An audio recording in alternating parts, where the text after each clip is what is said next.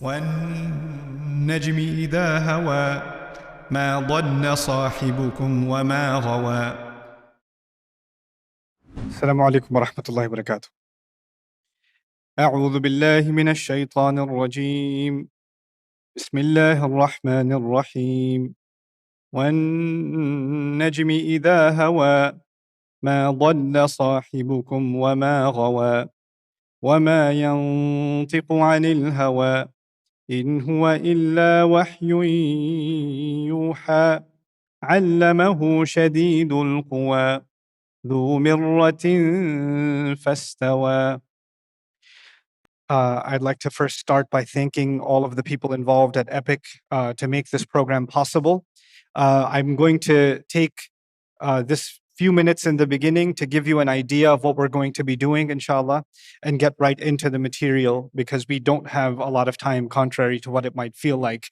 So, the concept, the idea behind this program, Quran Week, which actually I'm traveling with all over the world, and I plan on doing a different surah in every location, is to actually help Muslims everywhere in the world begin to contemplate the Quran directly. We all know that we should be thinking about the Quran, contemplating the Quran, understanding it better. But for the most of us, we don't know what first steps we're supposed to take. How do you even do that?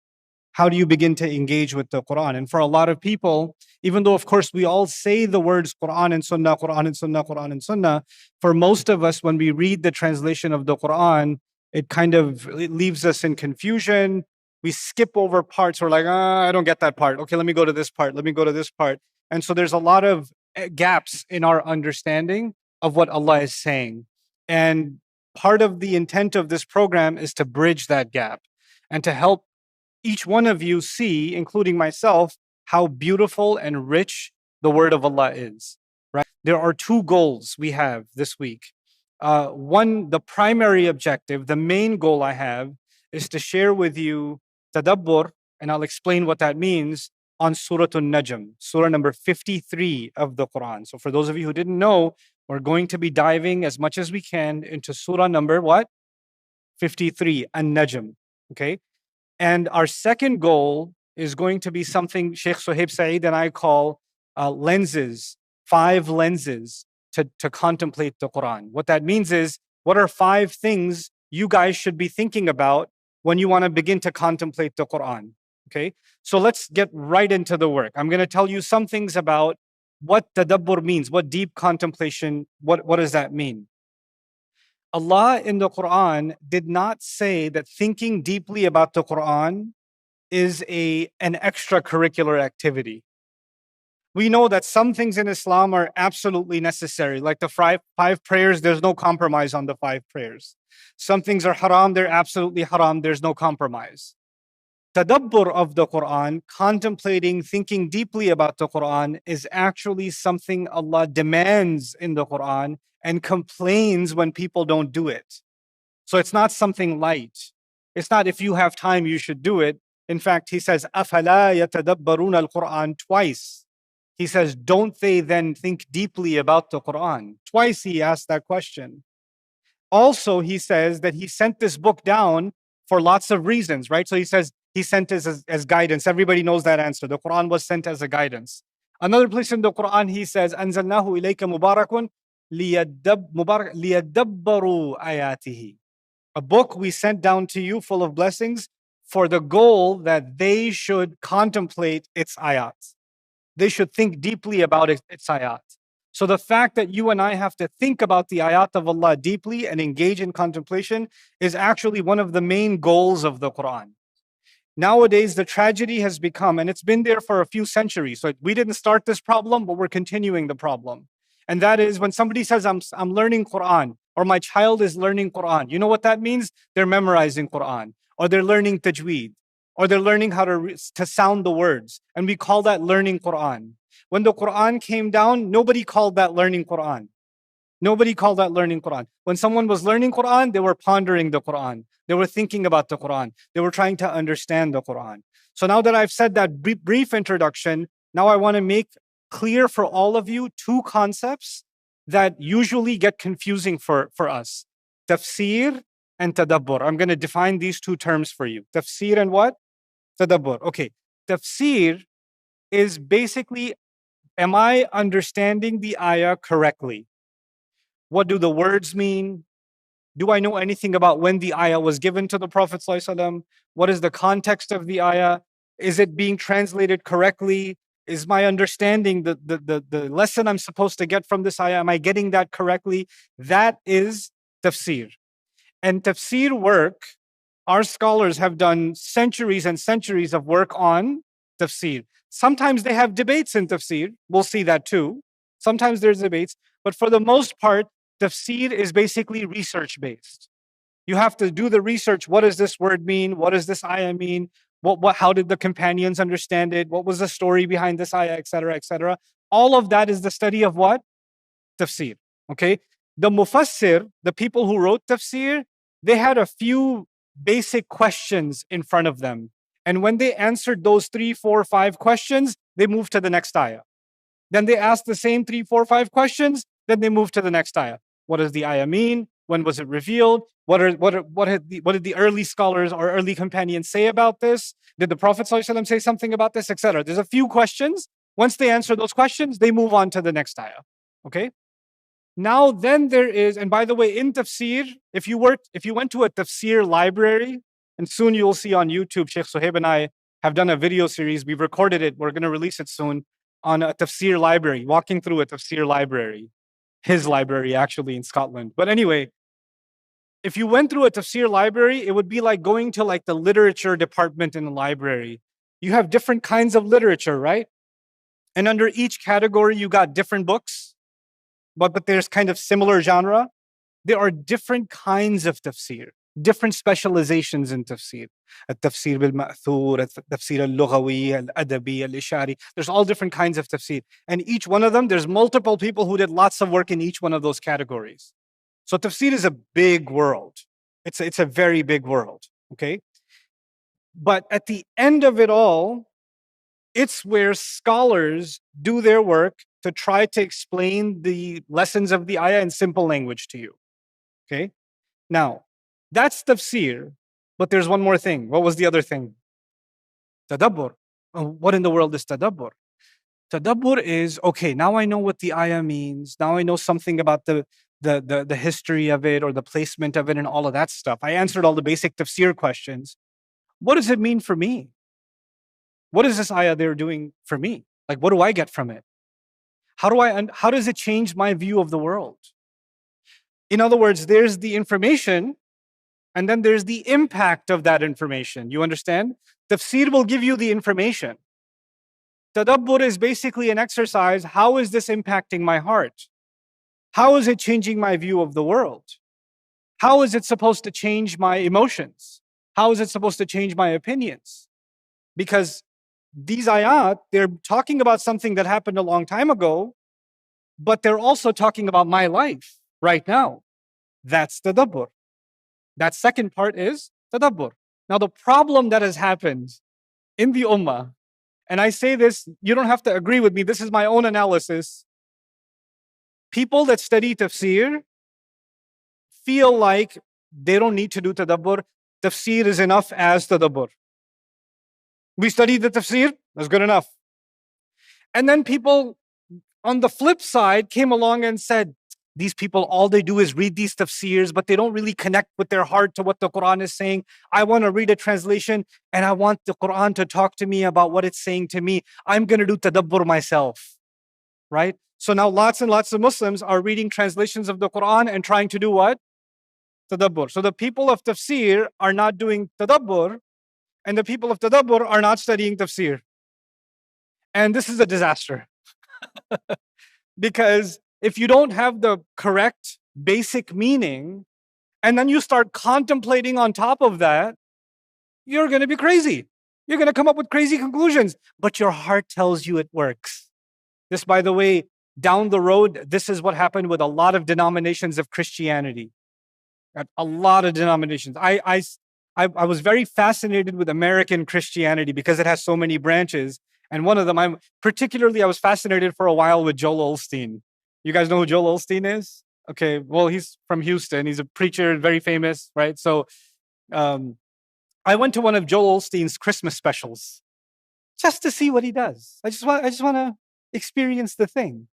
And he took a passage from the Bible where there was the Lord sent dew. Dew means like the morning misty moisture on the leaves and things. That's called dew. He goes, and the Lord said, "There shall be dew. So this year you're gonna have your dew." And then he starts doing everybody like your job's gonna work out this year because the Lord's gonna give you dew. And that divorce, oh, it's finally gonna finish, and you're not gonna have to pay no lawyers no more. That's your due. And I was sitting in the crowd, and all the people's like, this is my year of due. You know, this was like everybody's buying into it. You know what he's doing?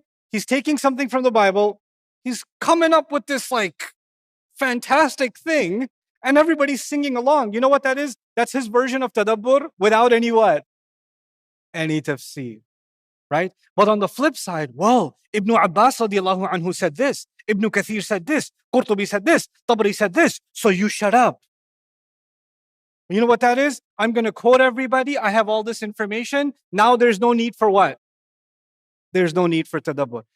My group, I'm part of a group of researchers, students of Quran. We study Quran together, and we've developed a formula. We start with tafsir. We study the tafsir, and then we engage in what? Tadabbur. We engage in as much tadabbur as we can. And we ask ourselves hard questions. And you're going to see a combination of tafsir and tadabbur in this series.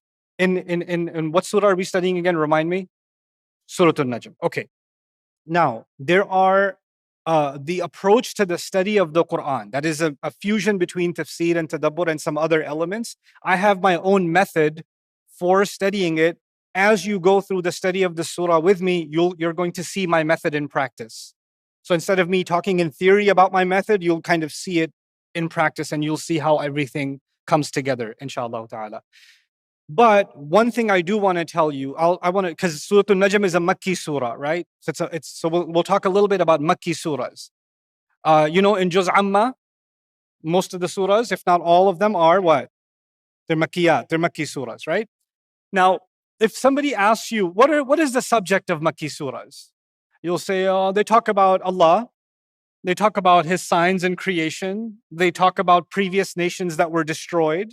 They talk about some stories of the prophets. They definitely talk about Judgment Day and heaven and hell. That's pretty much Makkan surahs, right? Makkan surahs have these 5, 6 subjects, right? So if you open up Surah Al-Dukhan, it's going to be one of these. If you open up Surah Al-Jathiyah, it's going to be a few of these. If you open up Surah Qaf, it's going to be a few of these. If you open up Surah An-Naba, it's going to be a few of these. It's the same 5, 6 items, and they keep coming up. So then the question becomes, they're kind of all the same. This one's about Judgment Day. What's this one about? Judgment Day. What's that one about? Let me tell you. Judgment Day. And you're like, they're all talking about the same thing. They keep repeating the same stuff. Oh, this one has Allah's creations. This one also has Allah's creations. And this one also has, oh my God, Allah's creations. And if you just begin to read the Quran, especially the Makki surahs of the Quran, you'll start noticing there's a lot of repetition. There's a lot of what they call in English literature redundancy over and over and over again, right? And so what happens with tafsir, here's the fun part, tafsir scholars, when they come upon an ayah, and they've already talked about an ayah similar to that one before, they say, قَدْ سَبَقَ ذِكْرُهُ. We've already talked about this. You can look it up in that surah, right? Because it's not a new tafsir question. It's not a new question. The problem with this approach, it's not a wrong approach, but it's missing something. And I want to tell you what it's missing. The Quran, each surah is a perfect gift sent from Allah. Each one of them is a unique gift from Allah. No surah of the Quran is extra. Do you believe that? We believe that, all of us, right? No surah of the Quran is superfluous. I could have lived without Surah An-Naba. Takwir was enough. No, that's not the case. Every single surah is part of the perfect divine gift from Allah. Nobody says, I have 2 hands. One of them is just extra. Nobody says that. In Allah's creation, we don't consider anything extra. We don't say the sun's good enough. The moon, I don't know. We don't do that. 1 ocean was enough. I don't know why we need the rest of them. We don't do that. But you know what we do with surahs of the Quran sometimes? Makki surahs. We don't say it because we have respect for the Quran, but unfortunately, even Quran students, tafsir students are thinking it. They're thinking it. And that's a bigger problem. So what we're going to do, I'm going to explain this with an analogy and then we'll get started after Isha. I got to keep track of time too, my goodness. Oh, I have 13 minutes, so good. I have good time. I want to give you a simple analogy. You guys know what Legos are? Okay, Legos. Imagine I have like a bucket of Legos, yellow, blue, different sizes, right? And I have 5 of these buckets, but they all have the same exact set of Legos, right? They all have the same 5, 6 colors, all these different variations, all of them. And I give these Legos to 5 very creative kids. Are they going to create the same thing? No. The pieces are all the same. But when it was all put together, it was a completely, this one made a robot, this one made a dinosaur, this one, Okay, you go to an architect. They're using brick, they're using wood, they're using metal, they're using sheetrock. But when they put it together, you're like, brick, I've seen that before. No, you're like, that's an amazing building. Oh my God, that's incredible. The way they use this window, the way they use that door. Oh my God, the way they use that angle. It's so incredible. Nobody comes and says, that's just sheetrock, right? I have that in my house too. Nobody does that. Why? Because it's being used in a unique way, isn't it? In fact, the way Allah made us, our genetic sequence, essentially the fundamental components of our genome are the same. And it's just a rearrangement of that makes us different human beings, doesn't it? At the end of the day. What I'm trying to say is every surah, even though it has components that other surahs have, has a unique signature, a unique fingerprint, a unique identity, a unique divine artistic expression, a unique beauty. And if you don't come to it with that attitude and you say, oh, it's just another Makki surah, oh, it's saying the same thing again, tadabbur is closed. Because tadabbur happens when someone comes to Allah's, the majesty of Allah's speech, they come to it in awe. People, when I travel, sometimes people want to take me to historical sites, right? When you go to like a historical castle or a presidential palace or whatever, at the door, people are taking selfies. They're like, whoa. They have this like awe. What I want you to have, what I want me to have, when I approach the doors, the entrance of a surah of the Quran, I want to be in awe. I want to have reverence. I'm entering something divine. I'm entering something that traveled through 7 heavens. I'm entering something that's more powerful, that travels fast through that 13.9 billion year universe. It traveled through the billion light year universe. It traveled across that and came to this man, Muhammad sallallahu alaihi wasallam, and transformed the entire world. I need to have the right kind of attitude in my heart when I approach a surah. So you're not here. My point is, you're not here, and I'm not here to give you lots and lots of information, even though we'll go through a lot of information. The point of it is something Allah says Himself. He says, أَفَلَا يَتَدَبَّرُونَ الْقُرْآنَ أَمْ عَلَى قُلُوبٍ أَقْفَالُهَا. Don't they contemplate deeply over the Quran, or are their hearts something that have their own locks, or some hearts have their own locks on them? What that means is, tafsir gives you ilm, but tadabbur unlocks the heart. 2 different goals. Tafsir will expand your understanding. It'll give you concepts. It'll help you deepen your your depth of knowledge. But then if tadabbur is missing, then the heart stays locked, even you have a lot of knowledge. And that's why Allah gave the example of people that came before us who had a book and they had a lot of knowledge of that book. But Allah says, فَقَسَتْ قُلُوبُهُمْ, their hearts became hard. Even though other places it says, مِن بَعْدِ مَا عَقَلُوهُ, even after they understood it. Because understanding, in our case, understanding the Quran is the tafsir question. But tadabbur is where the heart gets unlocked. You with me? So we're going to have to merge between those two. And part of that is I have to approach the surah with humility. I have my own usul tadabbur, like usul tafsir, there's usul tadabbur, right? My own usul tadabbur are when I start the study of a surah, I assume I know nothing. I've been trying to study the Quran for 23 years now. When I started restudying Surat An Najm to prepare for this program 3 weeks ago, I assumed I've never read it before, I know nothing about it, and I'm going to just dive in and I'm going to ask whatever questions come in my mind, and I'm going to document my questions and discuss and read and discuss and read and ask questions because I want to understand what Allah is saying to me above and beyond the tafsir. You with me? So that's the approach we're going to take. Now, I got to keep track of time. Good, 8 minutes. 8 minutes, I think I can do one good thing so we can move things along. So the surah in the Quran is not like a chapter, right? I've said that many times, but because we're in this series, you guys need to hear that. Surahs are not like what? Chapters. Chapters depend on each other a lot, right? So chapter 2, if you didn't read chapter 2, you're probably not going to understand chapter 3. And if you didn't read 1 through 5, you're going to have a hard time with 6. That's how chapters work. They're sequential. But the way the surahs of the Quran are, they are connected to each other, but each of them have a unique, independent identity. They have an independence also. The word surah comes from sur in Arabic and saur, which is the ancient outside walls of a city. Those of you that have played Assassin's Creed might be able to visualize what the ancient outside walls of a city look like. That's what the word surah comes from.